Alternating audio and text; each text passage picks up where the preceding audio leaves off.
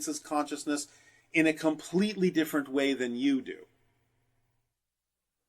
Because I know electricity would be connected with the idea of light, correct? Electromagnetic energy, yes. Okay, so I think that's where the question was coming from, the idea of, since the light is so written in so many of the text as far as the Yeah. importance of the light, is it actually consciousness? Yes, everything is consciousness, because consciousness is simply the expression of existence being aware of itself. It's just a reflection. So the idea is that everything is made out of that same, well, energy, if you want to say the word energy, or consciousness, but everything experiences itself as consciousness in very different ways.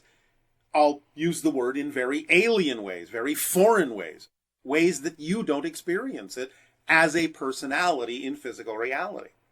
For example, a rock even experiences consciousness, but the way a rock is designed to be a rock, and the way you're designed by yourself to be a physical human, the rock experiences its consciousness by you being conscious of the rock. So it's using you as a reflection to be aware of itself, even though it's not aware of itself directly in the way that you are. It's using you and other aspects of nature to allow itself to be aware of itself, but only by using those other aspects can it be aware of itself in a similar way to the way you consider yourself to be self-aware. So it's a very different form of self-awareness. It's a very different expression of consciousness. So yes, it's conscious, but not in the way that you are. Okay, thank you. Yes. So we have lots of questions about spaceships and aliens and things you might be familiar with. Maybe just a little bit, yes. So this viewer is saying that, they've done certain protocols to be able to make ET contact, and Yes. that in doing that, they've been able to, experience a spaceship in the sky and Yes. become aware of it. And so once contact is made and there's that craft there, then what? Well, what do you mean, then what? Keep going. Keep using your imagination. Keep coming up with other ways to let extraterrestrial beings know that you are peaceful, that you are centered, that you are balanced, that your intentions are positive. Keep going. Use your imagination. Expand the protocols. Be more imaginative. Be more creative. Be more active with them. Come up with different ways of showing those things. Artistic ways, creative ways, whatever you wish to do. But keep going.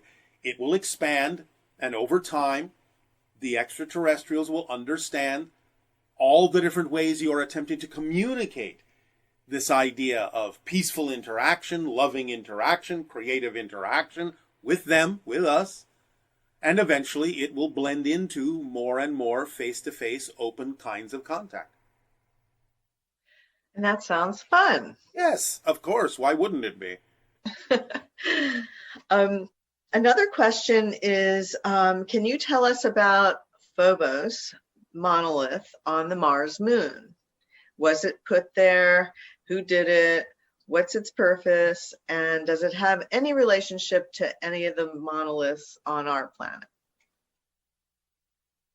The idea of monolith on Phobos, one of Mars's moons, comes from the ancient civilization that used to abide there millions of your years ago, as a sentinel, as a beacon for a variety of energetic and scientific purposes. It is to some degree energetically connected to certain things on Earth, such as certain kinds of ancient obelisks and pyramids and so on and so forth. There is an energetic connection. But the idea is that it is something from a long ago civilization. It still has to some degree some activity within it energetically, but not really according to its original uses, since that civilization is no longer upon Mars in the same way that it used to be. Was there anything significant about the one that showed up? Was it in Arizona or Utah? Well, the significance is mystery. The significance is a manifestation of the collective consciousness that now is becoming more open to the idea of exploring mystery, exploring portals, exploring places that might be connected to other dimensions and other realities, so that you become more aware that there is more mystery on your planet than you may think. Because many people on your planet think, oh, we've solved it all, we've seen it all, been there, done that. Well, no, you've barely scratched the surface. So the idea is that your collective consciousness will allow individuals to create certain things and manifestations that will be more mysterious, to start pulling you in the direction of the great mysteries, so that you can really explore both the inner realities as you explore the outer realities, and ask yourself questions that you have to go to a different level to answer. And could you share with us how the stones used to build the ancient megaliths, some weighing hundreds of tons, were cut and lifted into place? Well, a lot of vibrational resonance, sonic vibrations were used to cancel the idea that you call gravity, to relocate the locational variable in those objects. But even though they also had certain kinds of technologies long ago that could do some of these things, a lot of the stones weren't cut. They were simply formed in the sense of dissolving them or softening them and sort of treating them more like the idea of cement or clay. So they could be put into place, formed in place, and not necessarily always carried. Sometimes they were held aloft by vibrational resonance, and sometimes they were simply formed in place. Depends on how far back you go with the technology before it was lost, before it was forgotten. So interesting. So can you tell us a little bit about the different types of grays that we're interacting with? Well, as we have said, there is what we call the Maz-A, which you call the typical short gray. There are the taller grays, which we call Mazani, which is another hybridization level, another phase of hybridization. Now, remember that sometimes you're also dealing with gray beings and, of course, other beings that come from other parallel realities as well. So we understand that there can be a little bit of a confusing mix of things going on. They don't all blame, in a sense. They don't all come from the same reality necessarily. So you have to be a little bit discerning about what you're dealing with when you're dealing with the beings that you're referring to as the grays, because they're not necessarily all of a type from your reality, or their reality, or other realities may be involved. One question that came up is whether or not there are factions of the grays that were actually experimented on and abducted, just like they're doing to us. Yes, but that's another reality altogether. So the grays that we're interacting with were not No. subjected. Okay. Though they did have the same Anunnaki beginnings in their own reality, in terms of being human originally. Right.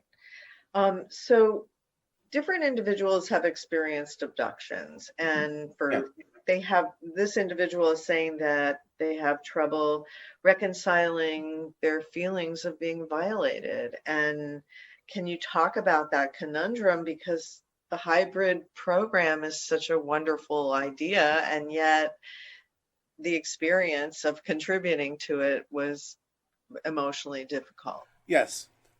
The reasons that it is challenging for many people is because your society wasn't allowed to know what was actually going on so that it could participate more consciously. So the idea is that since this information was suppressed, since you were not given the ability to prepare yourselves to understand what you had chosen to participate in as a species in your own evolution, as well as the evolution of the grays in creating hybrids such as ourselves, then many of those experiences were traumatic. So the idea now is to understand you can ask to continue to experience these things on your own terms by understanding that you did agree to participate in this, even though you may not remember it, and that it doesn't have to continue to be traumatic for you in any way, shape, or form, as long as you are asking for the ability to enter these things on your own terms, experience them on your own terms. By not being afraid of what's going on, you will not experience them traumatically. And it can also bring about some of the healing of what you did experience traumatically by understanding that they simply didn't necessarily have the wherewithal, the Greys, being that they created themselves to be an emotionless hive mentality in order to succeed in the hybridization agenda.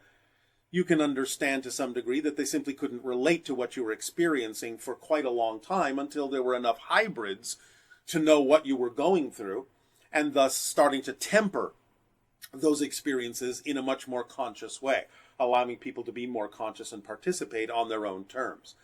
But the idea of the trauma really comes from the fact that your own society never really allowed you to understand what was going on.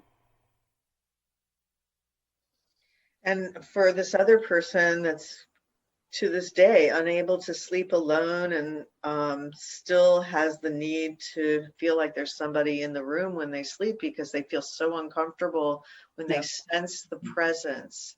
Well, again, this is simply, again, what we have just said. It's the residual of having gone through the experience without knowledge, without understanding, without conscious participation. So yes, it's a form of what you might call post-traumatic stress syndrome, because you were not allowed to know what was really going on by your own people.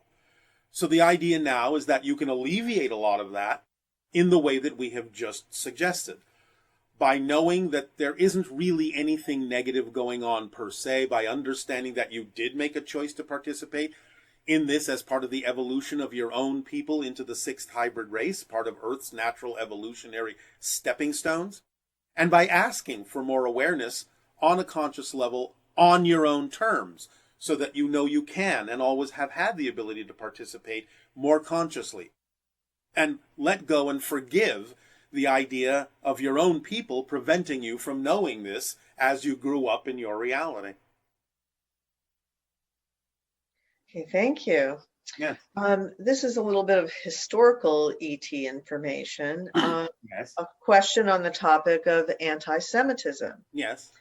The idea that the Jewish people are perceived as a special people by others, expressed in a negative way in anti-Semitism.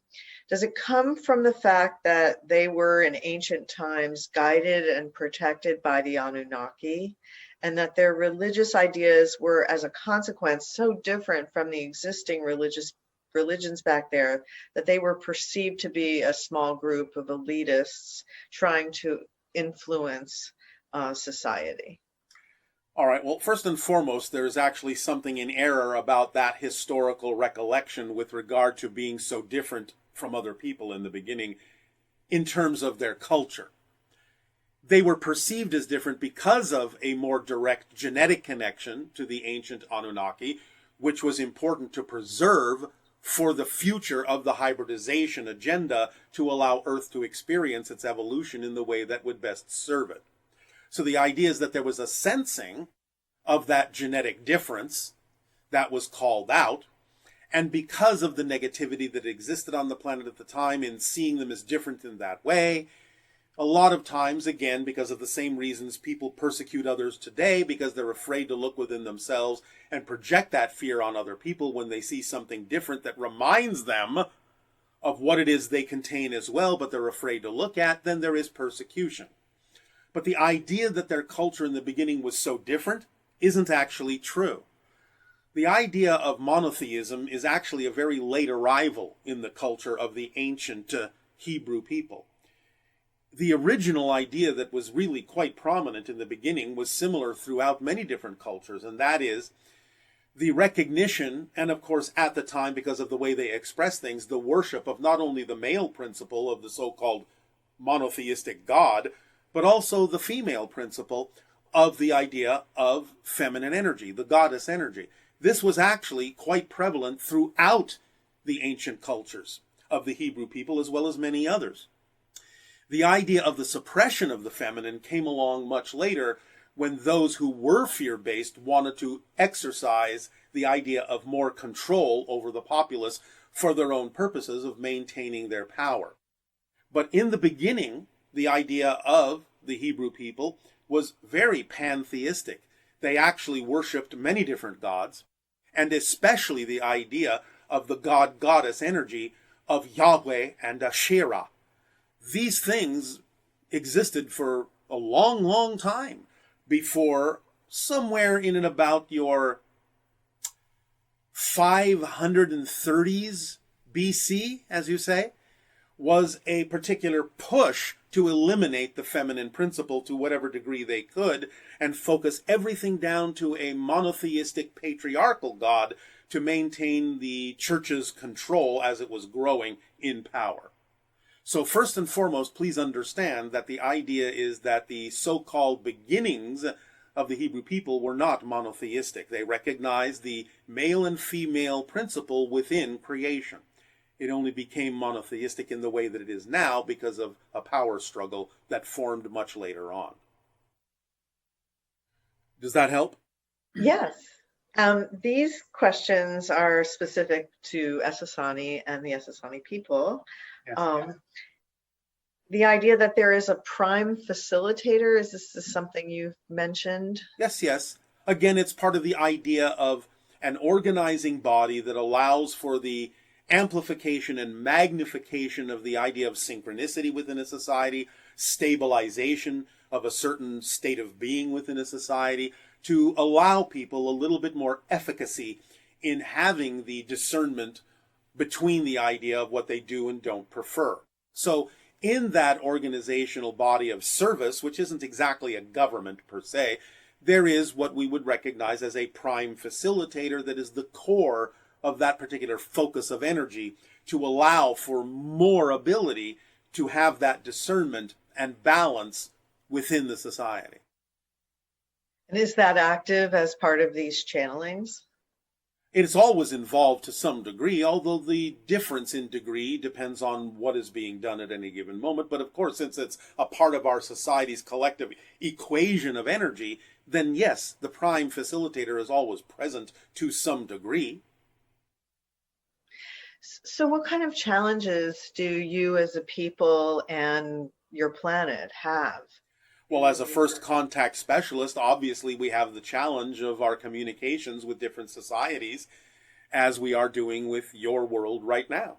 The challenge of presenting information in a way that is capable of being absorbed by those that choose to absorb it is an ongoing and very exciting process for us, because things are changing in a variety of ways all the time, and you are very different from our society, so we are always challenged to come up with more and more creative ways to express these concepts in a way that can potentially serve your society. And for you personally, how do you allow your sculpting work to leak into your first contact work? Well, one good example would be the idea of the creation of something we have mentioned before, which is the kind of conical tower that is very tall, made out of 3 strands of our crystalline nanotechnological material that is actually vibrationally representative of your ability to tap into the 3rd strand of DNA, which gives you more ability and more discernment to raise your vibration. So our sculpture, in that sense, in that context, is a very prime example of the vibrational energy we are delivering to you to allow you to tap into more of yourself. And so will you eventually actually come to the planet? I am in orbit around your planet, as I said, stationary above Sedona at this moment, but if you mean literally physically standing on the ground, yes.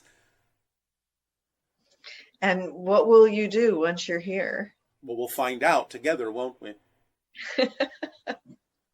Obviously, I will be, in some sense, a representative of my society. And what that entails, we will see when it happens. Do you have any idea when that would be? As I said, the idea in general is that there will be others before us. We will be more toward the middle or the end of the window of open contact.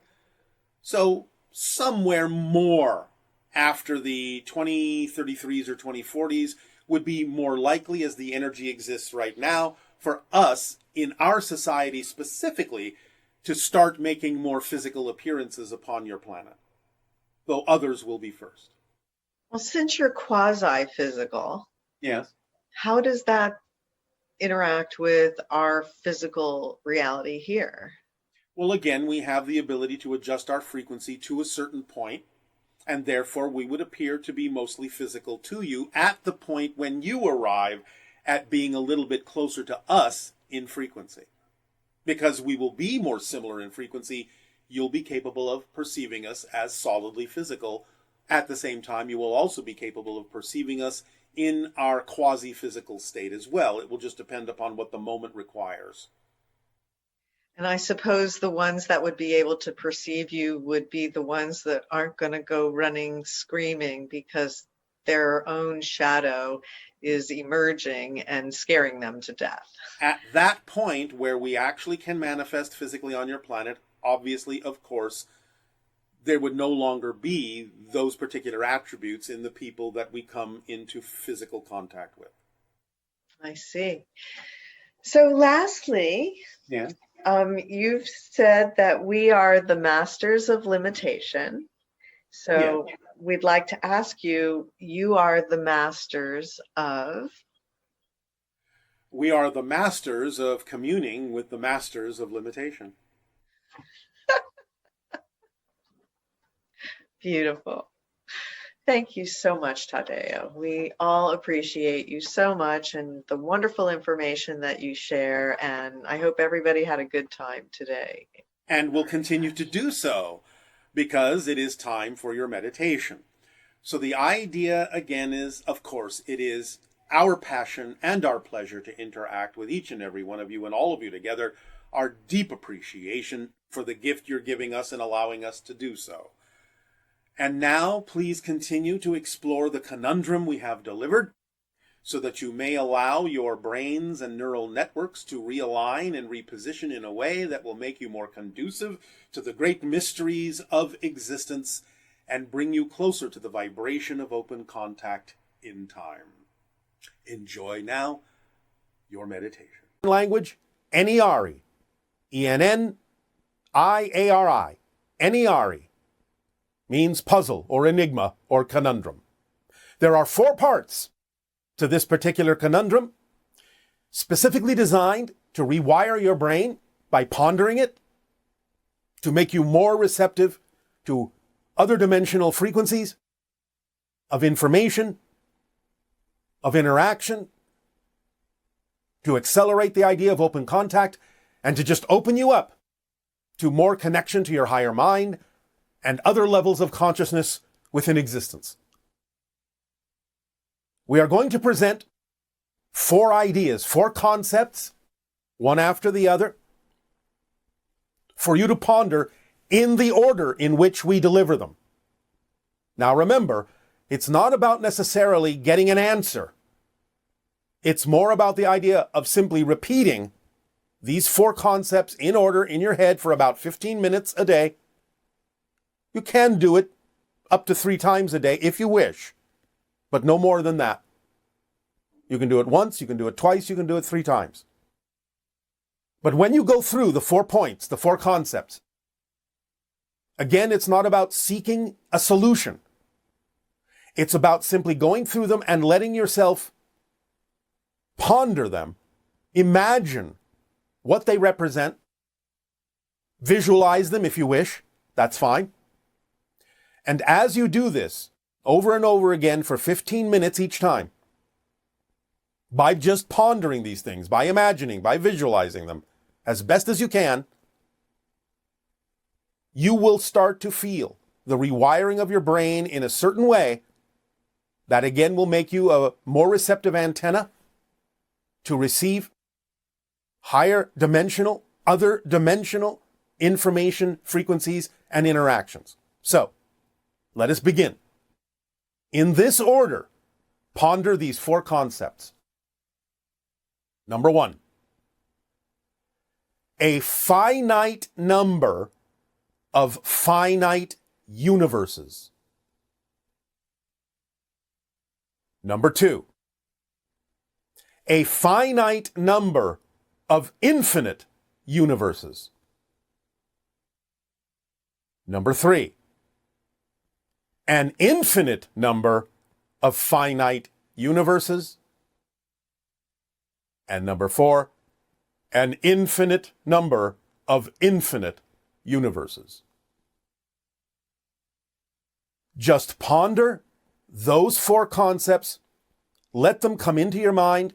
Visualize them, imagine them, feel them out. Allow yourself to feel what that feels like, each one. Again, whether you come up with what seems to be at first a solution to any of those 4, don't let it stay there. Just ponder them. It's all right if you come up with an answer, but don't necessarily assume that it is the answer, because as you go through this conundrum, as you examine these 4 points, these 4 concepts over and over again, you will find that things may begin to seem a little less concrete or crystallized than you thought. And the answers, when they come, may not necessarily be as definitive the second time, or the third time, or the 4th time that you may do it within the 15-minute span each time. So that's all right if it seems to get a little fuzzy, if the barriers between them seem to get a little bit vague, that's all right. This exercise is simply for the purpose of pondering these things, musing about them, feeling them, visualizing, imagining them as best you can. It's not about getting an answer or finding a solution. So we present this to you as one of the exercises that we will be presenting to you along the course of the Eye of the Needle passage that we're all in right now with you, to help you through, to streamline yourself, to open you up and make you more receptive to inspiration and more abilities to let go of those belief systems that do not serve you, so you can pass through this passageway, this time of change and shift and transformation more easily, more profoundly, with more abilities coming out the other end. This is the beginning of your training, open contact training. We have started this process with the idea of the images of extraterrestrials that we talked about before, and this is another part of the beginning of your training to open up to be more capable of perceiving other realities, other beings from other dimensions, parallel realities. So up to you to realize that as you go through this conundrum, you will rewire your brain in whatever way works best for you. Nothing will be forced upon you. It is in your hands. It is under your control. And the way you go about musing about this, visualizing this, feeling your way through it, the way you ponder this, will be what determines how you rewire yourself to be a more receptive antenna for these higher dimensional energies. So enjoy, have fun with the conundrum. As I said, in the meditation today, we will take you through it for the first time. Doesn't mean you have to do it exactly in the way we take you through it, but it does have to be done in the order in which we have delivered it to you. That will be most effective. We have designed this and used this on our world for hundreds of years. It will have an effect. So just play with it, just relax, just go with the flow. As we say, because your flow knows exactly where you need to go, and it will allow you to rewire yourself in exactly the way that's appropriate for the unique individual that you happen to be. The unique reflection of all that is that you are. So we thank you for allowing us to deliver this exercise to you this day. And you may, if you wish, now open up to the idea of questions and interactions.